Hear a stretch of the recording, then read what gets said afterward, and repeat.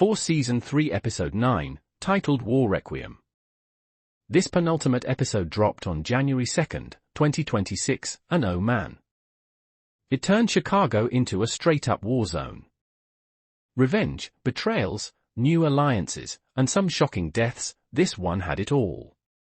If you haven't watched yet, pause this video right now and go binge it on Stars, because we're diving deep. Hit that like button if you're Team Tommy all the way, subscribe for more power breakdowns, and let's get into it. Last episode, Build Back Better, was brutal. Jenard went full rogue, taking out King Kilo and his bodyguard in a chaotic shootout, but the biggest gut punch. JP Gibbs, Tommy's half-brother, got caught in the crossfire and didn't make it. Tommy's world just crumbled. D-Mac lost his dad, Diamond stuck in the middle with his brother Jenard spiraling, and Mireya's relationship with Tommy is hanging by a thread after all the Garcia family drama. The power vacuum in Chicago is wide open, and everyone's scrambling. The episode kicks off with Tommy absolutely devastated over JP's death. Joseph Sikora delivers one of his best performances yet, you can feel Tommy's rage building. He's out for blood, and his main target? Jenard Sampson. Tommy's not holding back, he's ready to burn everything down to get revenge. Meanwhile, Mireya is alive, big relief for fans who thought she was done for, but she's forced into a life-altering decision. She's in immediate danger from the fallout with her brother Miguel and the ongoing beef. By the end, her choice pulls her deeper into the violence, no more staying on the sidelines. Diamond's torn between loyalty to Tommy, his business partner, and his brother Jenard, who's completely lost it. Jenard goes even darker this episode. There's a wild scene where he kills Marshall after Marshall fails in an attempt on D-Mac's life. Yeah, another major death. Jenard is unhinged, and it's setting up a brother vs brother showdown. New alliances form out of necessity. Tommy teams up with some unlikely players, including Miguel Garcia and even Shanti ShowStopper Page. Enemies become temporary partners as dangerous secrets come out, and everyone starts fighting dirty. Revenge plots collide, backstabbing is everywhere, and the body count rises. No one feels safe, and the episode ends on a massive cliffhanger that has us screaming for the finale. Episode 10, Beginning of the End, drops January 16th, 2026. Yeah, there's a week break, so the hype is gonna build. With only one episode left in the entire series, expect explosive resolutions. Tommy's Chicago story wraps up, but we know he's heading into that Origins prequel with Ghost. Predictions. Full-blown war between Tommy's new alliance and Jenard's crew, maybe Diamond has to choose a side once and for all. More deaths, Jenard feels like he's marked, and some fan favorites might not make it. D-Mac dealing with grief over JP, possibly stepping up or going rogue. Mireya and Tommy's relationship, will it survive the chaos? Tommy claims the throne. But at what cost? Expect betrayals in the new alliances and a bittersweet ending for our boy. Diamond and Jenard are brothers, but as long as there is a CBI to claim ownership, the two of them will always be locked in this war over control. And they are both too stubborn, which makes their partnerships always feel tenuous at best. Now that Diamond knows the truth, I have to wonder if the next subsequent big death will be one killing the other. Not to get all biblical, but Diamond and Jenard are very much Cain and Abel coded. Diamond's the chosen one, and Jenard's always been in his shadow, and we're beyond Jenard being just jealous and resentful. It's a secret thing that may be more dangerous than the two. He's entitled. He's truly convinced himself that he's a lot more important than he is, and that kind of unbridled confidence will get you into trouble quickly, especially when you're not in your right mind. In another life, Tommy and Shanti are a dream team. Dare I say they would have been even better than he and Liliana, if only because he and Shanti are the same kind of ruthless and strategic. Though you could also say that would cause them to crash and burn because they would both feel the need to be on top. Anyway, Tommy played off the fentanyl deal as best he could because he had no other choice, and he finally realized that he had to do something about Jenard. And since it wasn't going to be through Diamond, getting to his relationship with Shanti was the next best thing. Jenard and Shanti had their cute moments, and there was love and care there, but their renewed romance was also a product of opportunity. And that's why when it all blew up in that bathroom, they both took it to hell because they were both saying the things they'd been ignoring. The girl in that club was a setup if I've ever seen one, and for a second, I actually thought Jenard was going to walk away. Their fight was the kind of ugliness that comes out of people who are harboring a lot of resentment towards someone, and it's not the kind of argument you can walk back later. For Season 3, Episode 4 has other plot points set up for the middle part of the story. Miguel Garcia's olive branch to his sister is actually just a setup to assassinate Tommy. It feels like a new low for him. Everyone knows he hates Tommy, but for Miguel to use his own sister as an unwitting pawn is brazen.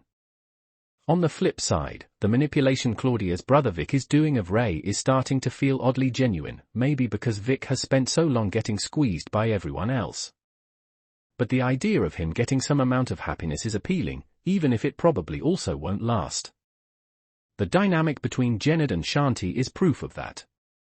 He goes to extreme lengths to win back her trust, when Shanti has no hesitation seeking out other business partners. The beginning of Season 3 made them look life has become so complicated that he even straps her up for safety. The show is creating tension around the identity of the person who will ultimately pull the trigger. While Stacy is being compromised by a dishonest agent in her task force, he is providing Tommy with information about Stacy.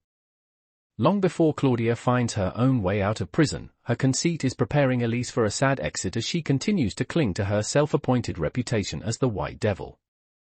Another highlight is the increasing hostility between Tommy and Miguel. Tommy and Miguel are more alike than they would like to acknowledge. They both thrive in disorder and use violence to cover up their emotional It was an exercise in self-control for me to watch Diamond go crazy throughout this hour with Jenard, who can never get out of his own way, and not that anyone but me would care about that. Shanti is level-headed, strategic, and most importantly, she's intelligent. But she was misguided in her belief that Jenard was ever fully on board with her plan to get rid of Diamond eventually. That was her biggest mistake when it came to all things Jenard. Because Jenard is desperate for approval, the second he started seeing the tangible effects of his manipulations of Diamond working, he stopped thinking about Shanti and started thinking about himself. He was never going to kill Diamond himself.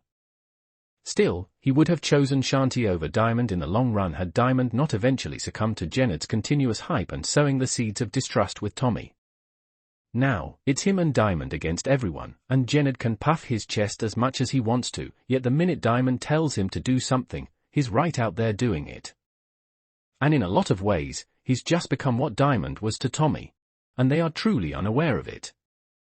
Although Stacy is currently in a difficult situation, it would be naive to assume that Tommy will continue to control her without taking any action. After his hectic day, he returned home to find Mireia lying about Claudia's pregnancy and scrubbing her. It was amusing to see Tommy and Vic tease her because she couldn't have predicted this kind of stuff. Many intelligent individuals are currently being duped, and they are truly unaware of it. Although Stacy is currently in a difficult situation, it would be naive to assume that Tommy will continue to control her without taking any action. After his hectic day, he returned home to find Mireia lying about Claudia's pregnancy and scrubbing her blood off the bar stools. This will undoubtedly come to light at the worst moment for the couple. Claudia's demise sets all these other dominoes falling, as it should. Anything less for a villain of her magnitude would make her death seem unimportant. All of this fallout doesn't totally make up for the absence of Lily Simmons, but it does show viewers why the Force writers chose to go that route. Asset forfeiture makes Vic's heel turn official.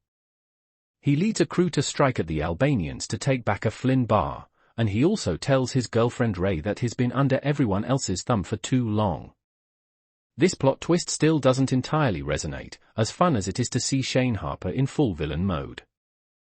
On one hand, viewers can completely get why Vic would lash out like this because he really has been getting grief from all sides for too long. But because Vic seemed like the most likely character to be able to have a normal life, as normal as anyone gets in the power unit, it was amusing to see Tommy and Vic tease her because she couldn't have predicted this kind of stuff. Many intelligent individuals are currently being duped, and they are truly unaware of it.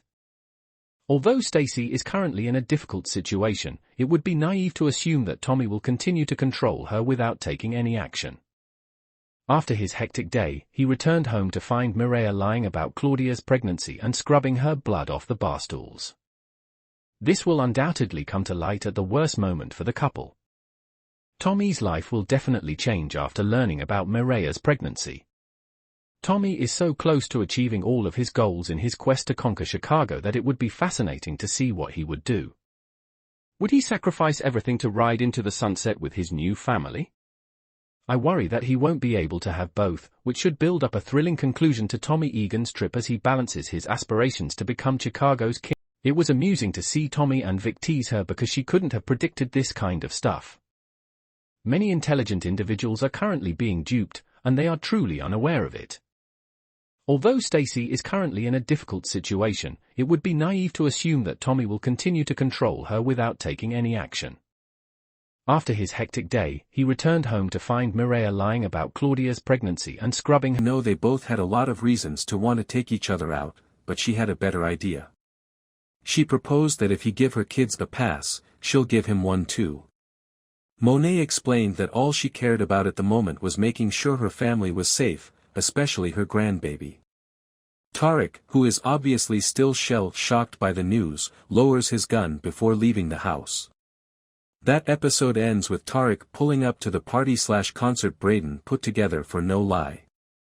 When they finally catch up, Braden breaks down all the logistics of how their business will run and Tariq is very impressed.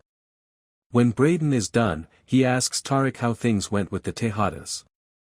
Tariq tells him that he might not drink before he gets into it and also says that needed to hit the blunt Braden was hitting at the moment. As the two sit at the bar, Tariq spots Anya. He walks up and offers to pay for her drinks as he introduces himself. She tells him that she can pay for her own drinks. Tariq responds by saying he could see that but she shouldn't have to. She loved the line and introduced herself. The episode ends with Tariq telling Anya that it's nice to meet her.